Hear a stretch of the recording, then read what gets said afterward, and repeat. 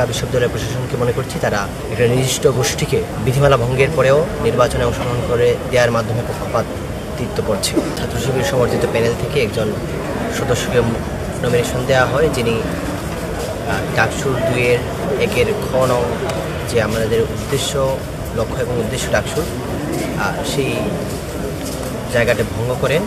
তার নাম হচ্ছে ইবনুল হাসান তন্ময়।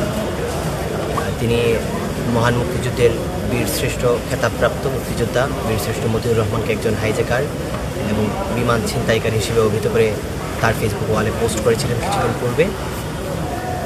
এবং তিনি মতিউর রহমানকে পাকিস্তান থেকে বিমান ছিনতাই করে ভারতে যাওয়ার দোষে দুষ্ট বলে অভিযোগ করেন। আমরা মনে করি ডাকসুর যে লক্ষ্য এবং উদ্দেশ্য, যেই গঠনতন্ত্রে যে ধারায় বর্ণিত আছে, সেই ধারা ভঙ্গ করার মাধ্যমে একটা রাজনৈতিক সংগঠন এবং তাদের প্যানেল ডাকসুর বিধিমালা ভঙ্গ করেছে এবং লক্ষ্য এবং উদ্দেশ্যের সাথে সাংঘর্ষিক অবস্থায় দাঁড়িয়েও তারা কীভাবে ডাকসুতে অংশগ্রহণ করছে সে বিষয়ে আমরা প্রশ্ন রাখছি।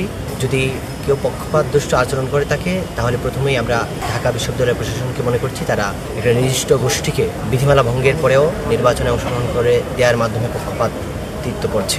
এবং আপনি দেখবেন টিএসসিতে গতকাল এবং আজকে স্বতন্ত্র শিক্ষার্থী ঐক্য নামে যে প্যানেলটি আছে, তাদের প্রার্থীরা গানের আয়োজন করেছেন এবং গতকাল একটা কমেডি শোয়ের আয়োজন করছেন। সেখানে উমা ফাতিমা নিজে কোঅর্ডিনেট করছেন এবং তিনি তার ফেসবুক ওয়াল থেকে সেগুলো প্রচার করছেন, নারীদের উদ্দেশ্যে, নারীর জন্য গান, এই ধরনের খুব একটি প্রোগ্রাম।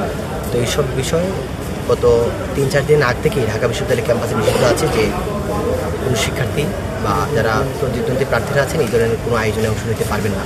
সুতরাং একের পর এক আমরা যদি অভিযোগ করতেই থাকি, তাহলে একের পর এক কেউ না কেউ ধারা ভঙ্গ করেই চলছে নির্বাচনী বিধিমালা। তারপরেও সকল রাজনৈতিক সংগঠন নিজেদের মধ্যে সৌহার্দ্যপূর্ণ সম্পর্ক বজায় রেখেছে। আমরা চাই প্রার্থীরা সর্বোচ্চ সচেতনতা অবলম্বন করবেন।